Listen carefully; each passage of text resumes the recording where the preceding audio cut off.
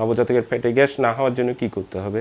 প্রথমত হচ্ছে breast feeding position এবং অ্যাটাচমেন্ট ঠিক থাকতে হবে এবং প্রতিবার বুকের দুধ খাওয়ানোর সাথে সাথে বাচ্চাকে শোয়ানো যাবে না, কিছুক্ষণ বুকে রাখতে হবে, যেটা আমরা বলি বার্পিং করতে হবে এবং মানে হচ্ছে ডেকুর উঠতে হবে, ডেকুর ওঠার পরে বাচ্চাকে শোয়াতে হবে। এছাড়াও কিছু ওষুধ আছে সিমিতিকন টাইপের, এই ওষুধগুলো খাওয়ালেও গ্যাসের পরিমাণ কমার সম্ভাবনা থাকে।